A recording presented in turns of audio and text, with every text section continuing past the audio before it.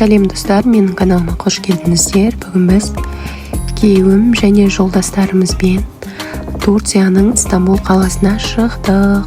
Біз алдын ала 2-3 ай бұрын билет алып қойғанбыз. Негізі солай жасаса арзан шығады екен. Стамбулға енді бірінші рет баруымыз және ұшаққа да бірінші рет отыруымыз. Мына жерде уже таңғы біз 4:15-те ұшып жатырмыз. Кәдімгідей бірінші кезде қорқыныш болды менде. Сонымен ішімізден дұғамызды айтып, бисмиллах деп Турцияның Стамбул қаласына ұштық. Бір қарап оянсам, кішкене көзім ілініп кеткен екен. Осылай бұлттардың арасында кетіп бара жатырмыз.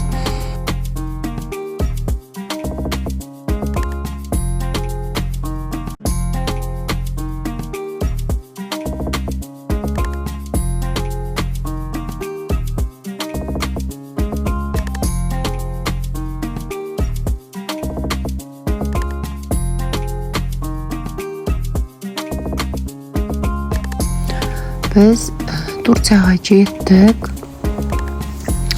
Төбеден қарап мен өзім таң қалдым. Онда үйлер деген өте көп, бос орын жоқ. Мүлдем. И бізді осылай Стамбулдың аэропорты қарсы алды. Енді маған өте қызық болып тұр. Ары қарай қалай болады? Айтпақшыдай біз алдын ала отельді алып қойғанбыз. Бір аптаға біз негізі 7 күнге баратырмыз. Сонымен алдын ала алсаң да тоже арзан болады екен. Сонымен кәдімгіден біз судың астынан көтеріліп жатырмыз жоғарыға қарай. Біздің қонақ үй. Сонымен осылай жоғары қарай көтеріліп біз өзіміздің қонақ үйге қарай жол тарттық. Біздің қонақ үйдің аты Стамбул Циркечи деп аталады. Соған қарай бара жатырмыз. Біздің кіру уақытымыз сағат 2-де. Ал біз бұл жерде 9:30-да ма 10-да ма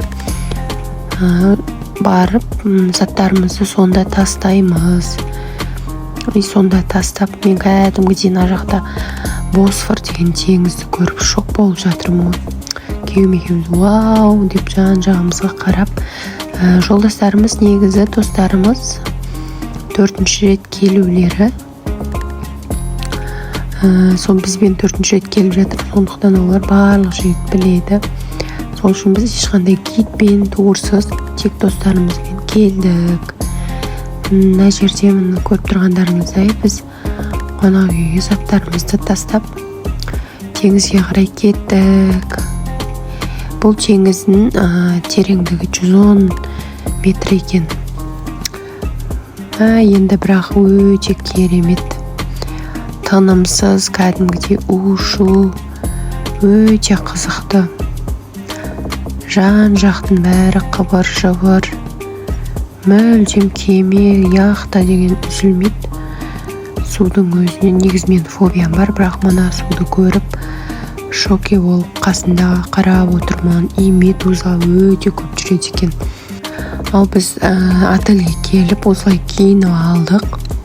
Киімімізді ауыстырып, кішкене түрімізді реттеп, сразу башняға қарай шықтық. Галатская башняға қарай. Әрине бірінші яхтамен барамыз деп шештік. Өте күшті, салқын, ауа райы да өте керемет.